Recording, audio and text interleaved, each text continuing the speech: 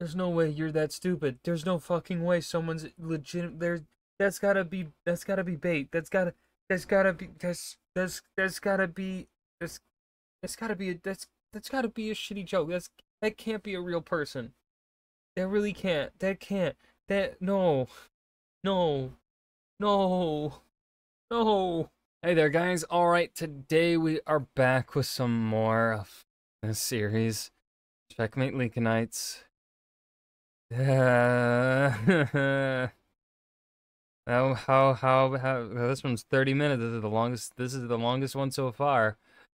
How broken will I be by the end? Let's find out. Was General Sherman a war criminal? By our modern standards, he probably was. By the standards of the time, probably the fuck not. Hold on, I gotta do some meditation. Gotta calm down. Calm the blood flow. Chill out. Okay. Let's dive in. So, Johnny Reb, what should we talk about on this episode? Black Confederates? No. The glorious reputation of Robert E. Lee? No. That whole thing about how the South only lost because of the overwhelming resources of the North? No. Slaves were happy and treated well? Ugh. God, no. That's batshit even for you. True. I'm a cartoon character, not an idiot. Oh, what about Sherman's march on Atlanta when he burned everything in his path? I'm sure to you that's not a war crime because you have unionized tunnel vision. So, war crime is a really loaded term, and in this case, blatant hyperbole, but that's not completely crazy to say. And also, war crime wasn't really necessarily a thing at the time. War crimes are a post-World War I invention, really. Now, of course, some examples of perhaps war crime before the term was really officialized and there came an International Court of Justice, etc., etc. We could look at what Julius Caesar did in Gaul. The Roman people were pretty disgusted, like horrified. Those might not be the right terms, but he did go a bit too far, even for Romans in Gaul, in what he did in that genocide, really. So really, but for this time period of America, especially like we're 30 years post Trail of Tears, really you have to do a genocide for it to be, I think, to be considered a war crime pre like 1920s. So yeah. Some of Sherman's boys did some pretty fucked up shit. Checkmate, Lincolnites! I think Sherman should have burned more. I think he should have. I don't think he should have stopped. I think he should have burnt the entire South. Build it up from the ashes.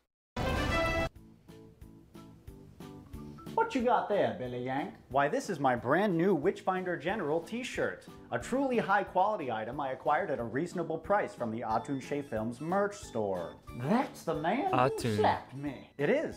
I didn't know that was how you pronounced it. Why, this is my Checkmate Lincolnites t-shirt, which is currently available in both Yankee Blue and Rebel Gray. Wow. I'm sorry, but I could never wear that shirt. I feel like it would give the wrong message. Like, people that do not know of this series, I feel like it would give a very wrong message. That looks really comfortable. It's actually a little bit scratchy. I don't know about the gob.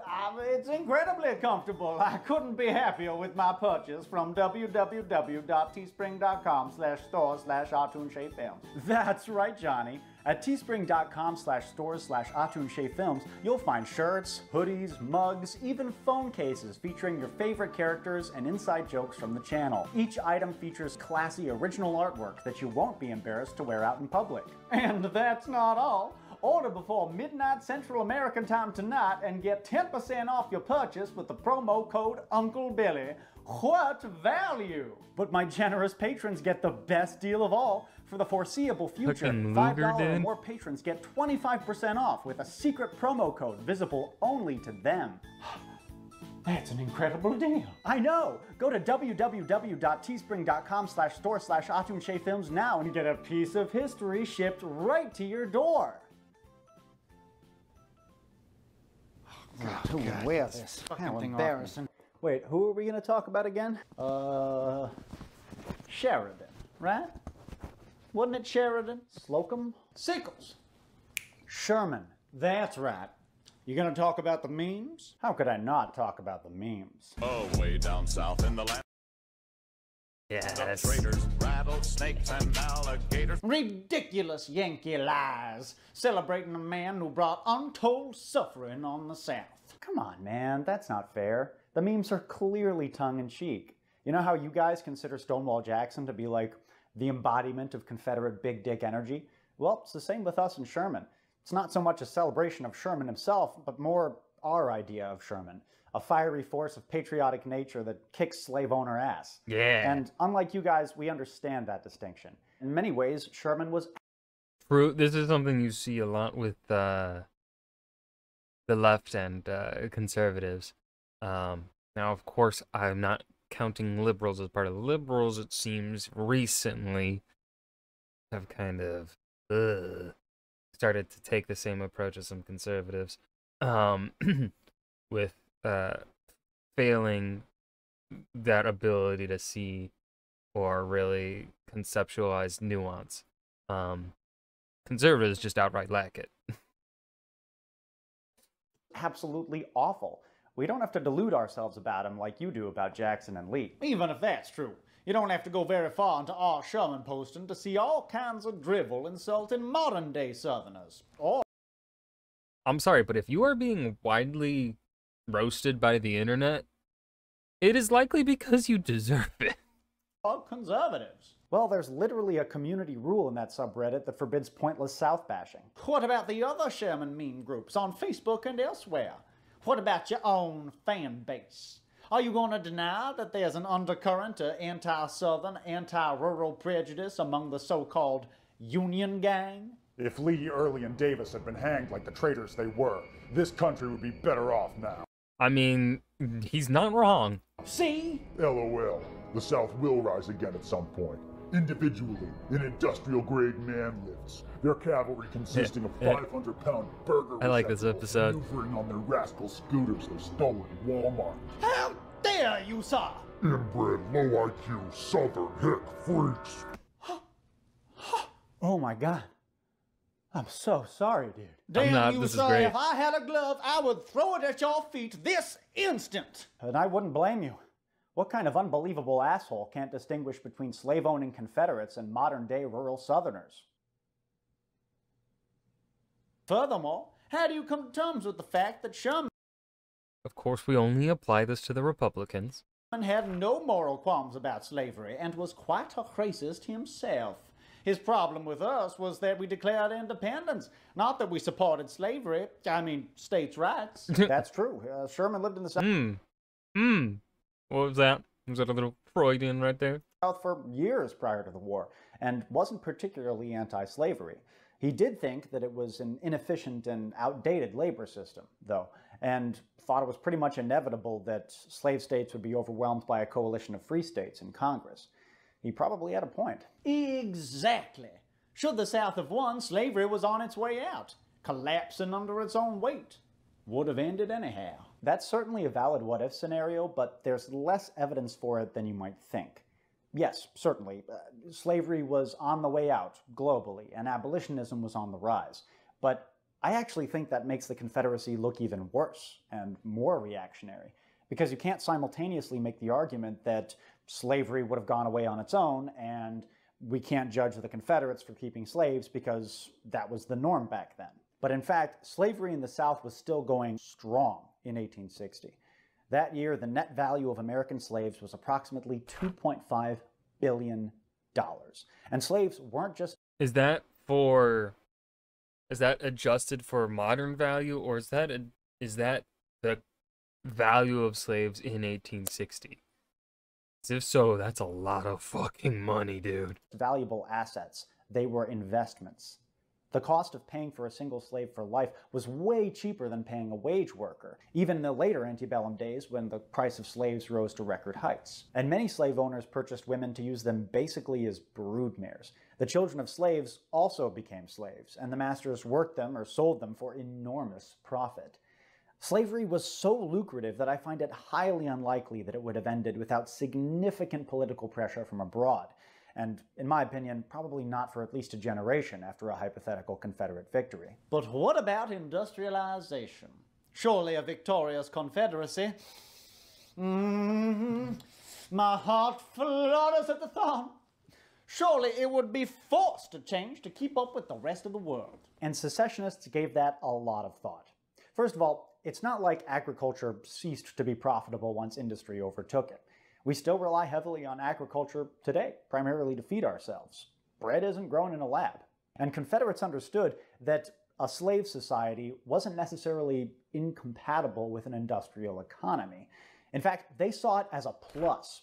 Unlike the North or Great Britain, they could urbanize and industrialize with an already subservient workforce and not have to worry about class conflict. The North industrialized using immigrants and the rural poor. Why couldn't the South have done the same with slaves? Confederates knew that their economy had to modernize, but they correctly understood that they wouldn't need to sacrifice slavery to do that. We're filming. In their public discourse, speeches, editorials, and pamphlets, the planter class placed much less importance on their Jeffersonian agrarian ideals and much more on them gaining economic independence from the North through internal industrialization. And they believed the best way to do this was through the directive of the state, not private interests. As we've talked about before, the Confederacy was way more centralized than most people give it credit So far, this isn't too much about Sherman. for. And there's ample evidence to suggest that in the event of a Southern victory, the central Confederate government would have become even stronger, as it directed private interests to create economic and industrial power that would effectively compete with that of the North.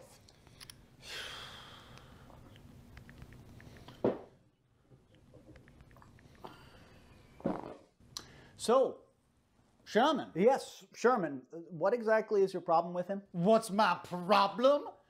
What is My problem with Sherman is that he didn't stop. That he stopped. That's my problem with Sherman. problem? Sherman's march made what the Nazis did to Russia and the Japanese did to everyone look sweet and...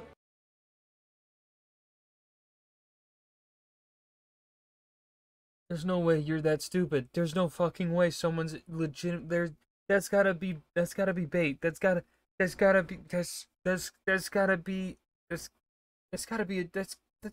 shitty joke. That can't be a real person. That really can't. No.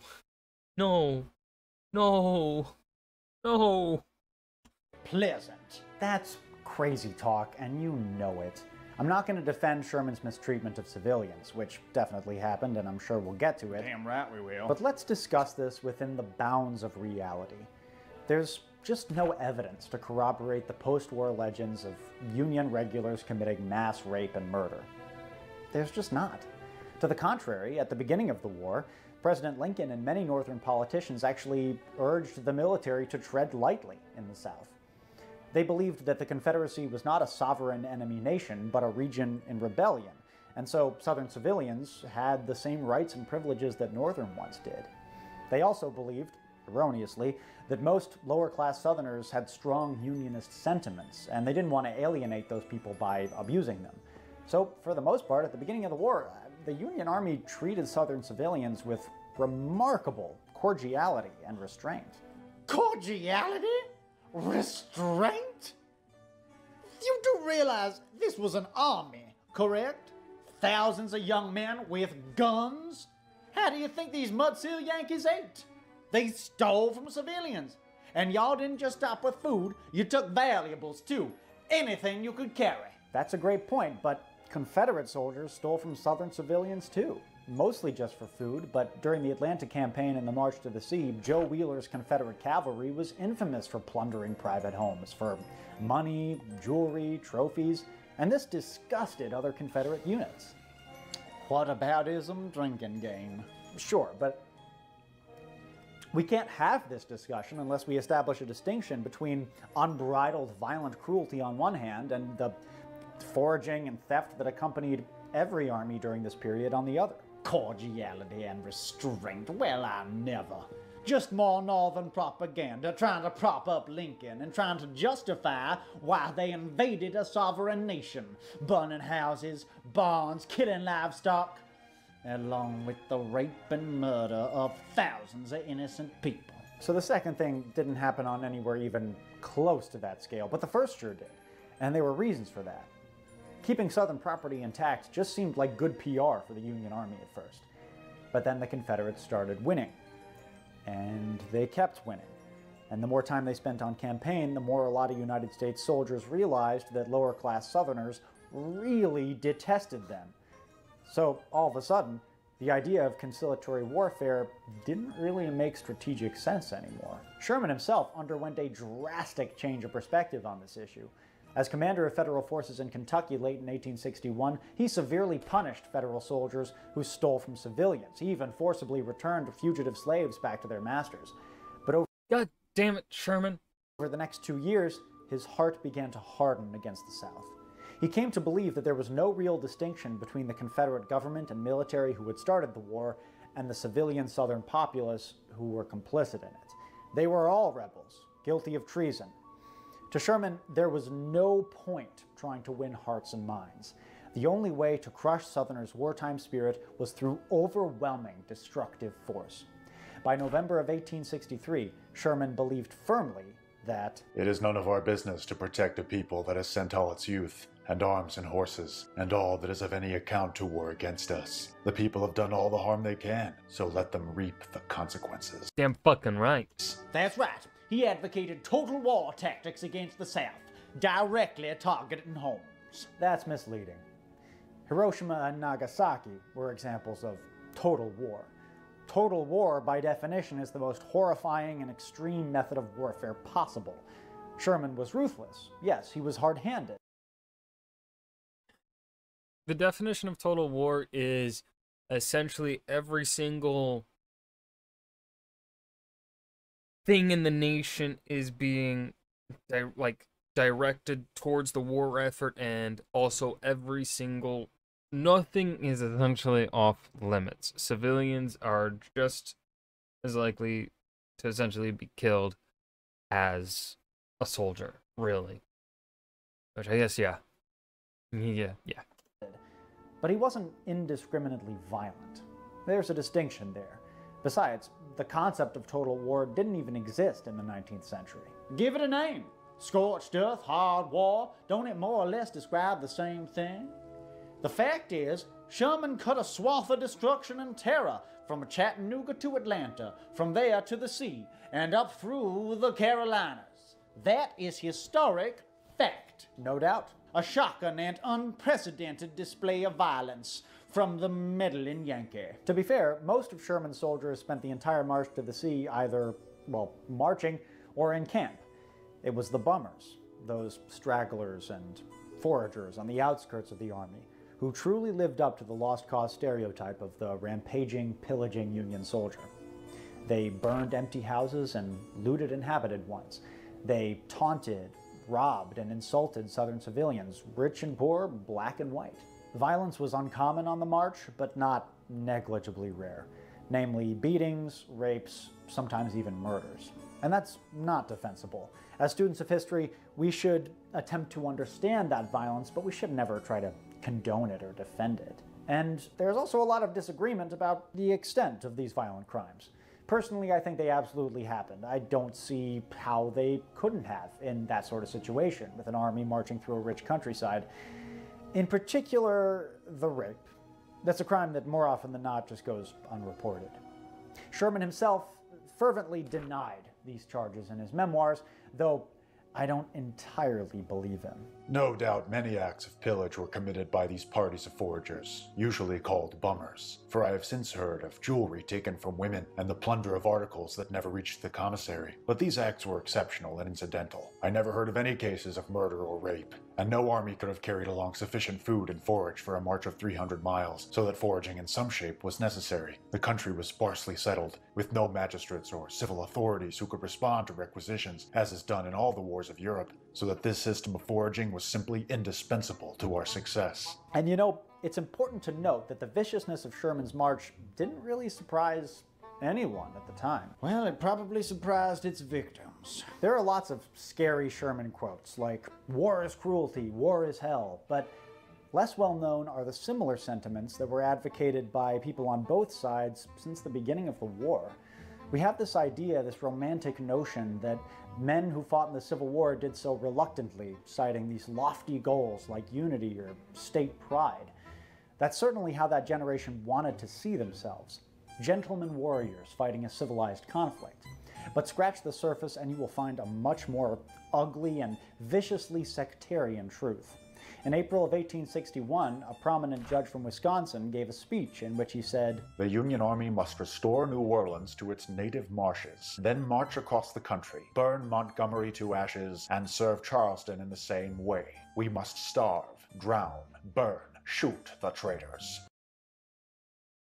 I mean, I see nothing wrong. Obviously, this does not apply to the common man. But to the people in positions of power, I got no problem with it. And that was by no means an unpopular opinion among your rampaging Yankee soldiers. Many Northerners spoke openly of exterminating the people of the South and civilizing the Confederacy as though it was some sort of southward manifest destiny. And when the brave women of our fair South dared resist them, lying Lincolnites and dirty blue bellies inflicted unspeakable suffering upon them and rejoiced at their misery. As one of Sherman's cavalry generals told Virginia Wade, a prominent South Carolina gentlewoman, "We shall soon see the women of Carolina as those of Georgia, with tears, begging crusts from our men for their famishing children. Oh, it was glorious to see such a sight. You women keep up this war. We are fighting you." Yeah, that's pretty fucked, though we may want to mention here that rich Southern ladies were probably more vicious in their hatred for and condemnation of Union soldiers than their Confederate husbands were. "You're justifying it." Not at all, just seeking to understand it. "I tell you, the Yankee invasion was murderous and vile, and the rights of human nature were deeply wounded by this infamous practice." Consider your own wounds, Mr. Johnny Reb, for you are its practitioner. Confederate leaders fully understood that to win the war, they would need to wage it as savagely as possible. They could never match the North for numbers, but what they could do was cause enough mayhem to convince the Northern public that Union wasn't worth the cost of war. Before he had even left the United States Senate in January 1861, Jefferson Davis promised the North that "The torch and sword can do their work with dreadful havoc, and starving millions would weep at the stupidity of those who had precipitated them into so sad a policy." Confederates dreamed of laying waste to the North, even after the tide of war had turned against them. In November 1864, Confederate agents tried to burn New York City to the ground by lighting 10 fires in hotels all across Manhattan. Pro-Confederate newspapers called for violent, invasive reprisals on the North, often and loudly. "Let Yankee cities burn and their fields be laid waste." Let the Negro worshippers have a taste of what we've experienced for 2 years. The most successful instance of Goddamn. Confederate revenge was Jubal Early's destruction of Chambersburg, Pennsylvania in July of 1864. Unlike cities that Sherman burnt down, Chambersburg didn't have any strategic or symbolic value. Early destroyed it because he was pissed, and it was there. Confederates burned down 300 buildings, robbed civilians at gunpoint, and even shot rifle rounds into their houses. And though Confederate opportunities to desolate the North were few and far between, that was always their intention, and it made a lot of strategic sense. As Stonewall Jackson himself said in September of 1862, as he imagined a hypothetical invasion of Pennsylvania, "We must destroy industrial establishments wherever we find them, break up their lines of interior commercial intercourse, close the coal mines, seize and, if necessary, destroy the manufactories and commerce of Philadelphia and of other large cities within our reach. Take and hold the narrow neck of the country between Pittsburgh and Lake Erie, subsist mainly on the country we traverse, and make an unrelenting war amidst their homes. Force the people of the North to understand what it will cost them to hold the South in the Union at bayonet's point." If Stonewall Jackson were in charge, the South would have easily won the so-called Civil War. Would have taken a couple weeks at most.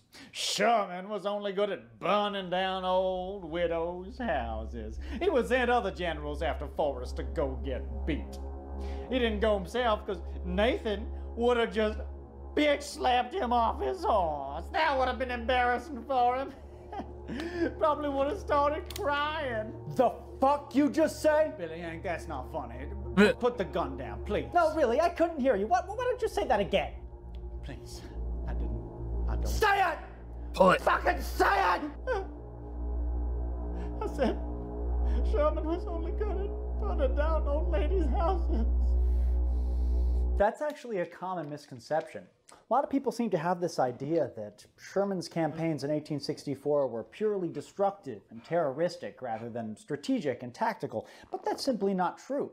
During the Atlanta campaign, when Sherman fought Confederates under Johnston and later Hood, certainly the Union Army wrecked shit, but otherwise it was a fairly conventional military operation. Destruction was by no means their main objective.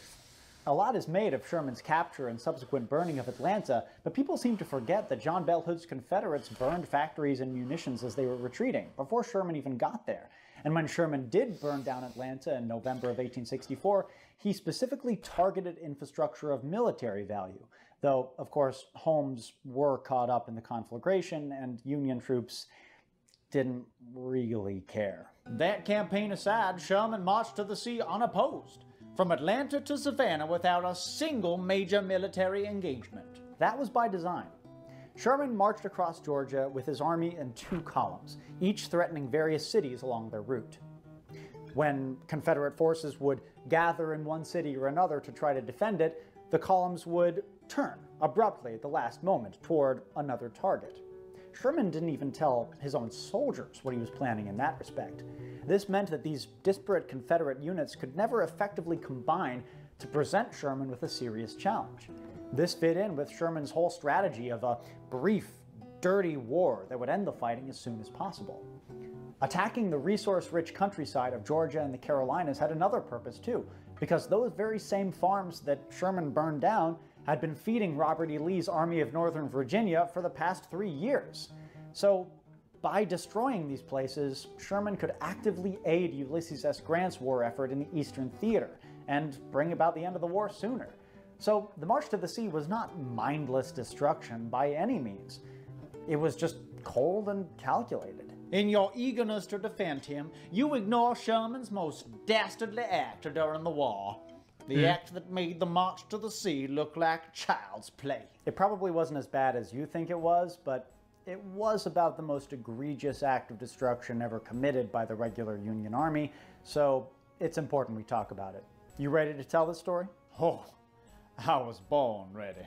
In February 1865, Sherman's army approached Columbia, South Carolina, the birthplace of Southern secession.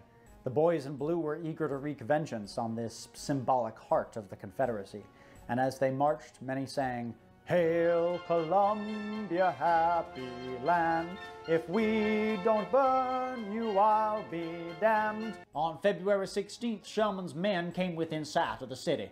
He ordered his men to occupy it and destroy public buildings, factories, and railroad property, but to spare private dwellings. Early the next morning, Confederate troops under General Wade Hampton abandoned the city, setting fire to bales of cotton as they fled. Over the next few hours, the damnable Yankees entered the city and found it in chaos. Citizens looted storefronts, and many black men greeted the soldiers with jugs of liquor. By around noon, the vanguard of the occupying force was pretty much wasted. They began to barge into private homes searching for valuables. 30 or 40 drunk soldiers gathered in the State House and voted to repeal secession before defacing a statue of John C. Calhoun. That's a good one. Should have done more. After sundown, the disorder became much less restrained. Oh. Black men led Union soldiers to the homes of certain slave owners, including the house of a man who used a pack of bloodhounds to track down escaped slaves. They burned his house down, killed the dogs, and the black men took turns flogging him. Stop smiling. Sucks for the dogs. The dogs, I feel bad for the dogs. The rest seems fine by me. I wasn't. By midnight, fires raged across the city, the biggest being nearly 9 blocks long. On Plain Street, the Yankees burned the house of a landlord whose hobby was to collect historic artifacts. The blaze consumed thousands of fossils, a collection of ancient coins, and a series of priceless paintings. There were few murders, though women and children fleeing the chaos were taunted and threatened. Black people were especially vulnerable. At least one black man was shot dead by Union soldiers in the street for perceived impudence. No one was charged for this killing, though thousands of Union soldiers were arrested by their comrades for other offenses. At least 2 Union soldiers were shot dead by their commanding officers for crimes during the riot. As Sherman walked through the burning streets at 3 o'clock in the morning, he came across a reverend who dared to suggest that burning down a city full of women and children might not be a very moral thing to do. Sherman replied, Your governor is responsible for this. Who ever heard of an evacuated city to be left a depot of liquor for an enemy to occupy? Now my men have got drunk and have got beyond my control, and this is the result. Earlier that evening, Sherman had watched the light of the fire from his headquarters and remarked to a subordinate, They have brought it on themselves. I gotta hand it to you, man. That is some seriously heartless shit. See, he was a war criminal. I win. I win. So that's what that feels like.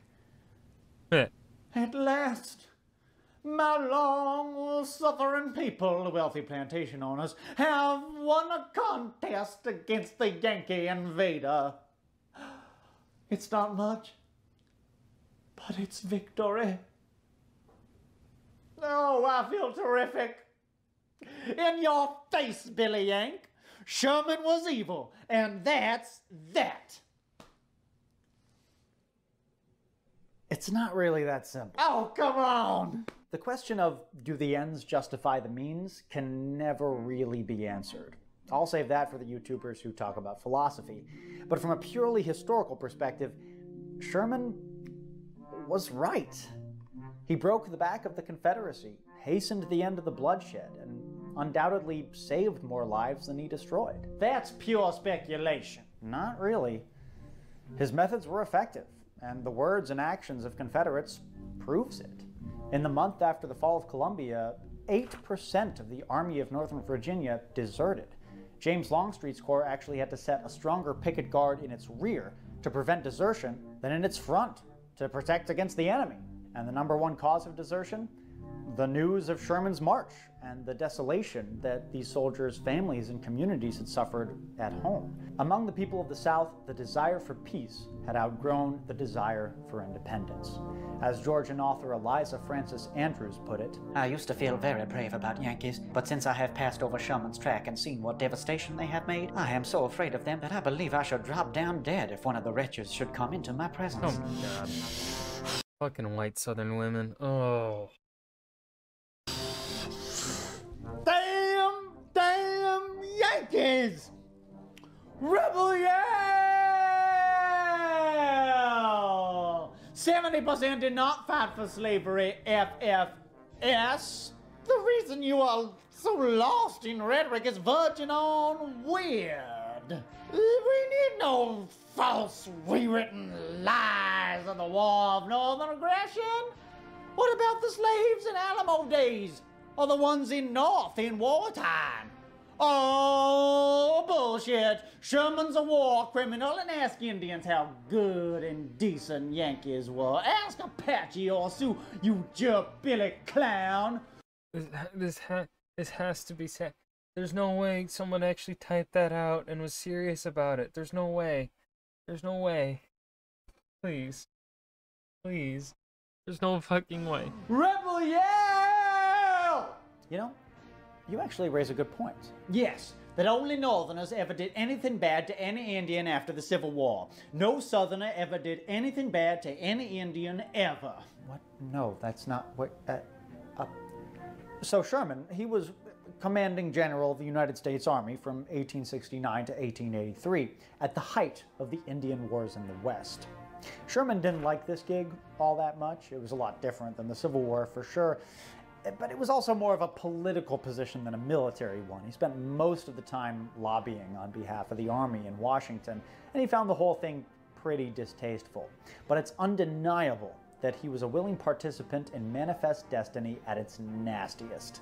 Sherman wasn't a religious man, but he did believe fervently in the promise of America as a world power. He viewed himself as an instrument of history, and just as he believed during the war that the downfall of slavery was inevitable and that these United States would become the United States, so he also believed that it was inevitable that white Americans would conquer the West from hostile natives by any means necessary. Sherman happily broke treaties and insisted that tribes become civilized, knowing full well that that would lead to their dissolution as cultures and polities. Contrary to popular belief, a lot of white people at the time were not cool with this, and Sherman caught a lot of flack from bleeding heart Easterners due to his severe Western policies. But he insisted that it was all for the national good. He believed that his career during the Indian Wars was a direct extension of his Civil War service, and ultimately it was the same struggle. In Sherman's mind, he was an agent of progress, and his justification for everything he did was to bring about his vision of a strong, united, triumphant America that would enter the 20th century. Well, just like that, we're going to end on a downer. Do one of your funny comments. Oh, no, I don't think that's Oh, appropriate. come on, give us one. No, really. Do it, do it, do it, do it. Crazy comment Oh, well, time. if you insist, then this time the war will be spiritual. This time it will come from space. I will help. I will come from space, from another galaxy. This time y'all will not overcome us. We will overcome you for all eternity. Your technology has no power. There's a higher technology. Once they communicate with us, your life, your time is over. You will fall by the sword.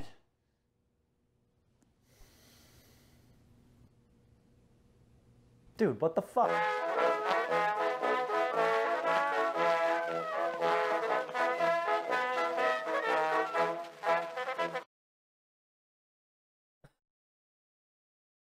There weren't that many, you know, in terms, proportionally speaking, there weren't as many batshit crazy comments as there have been in the previous episodes, which was a bit of a downer. I wanted to make more fun of more idiots on the internet.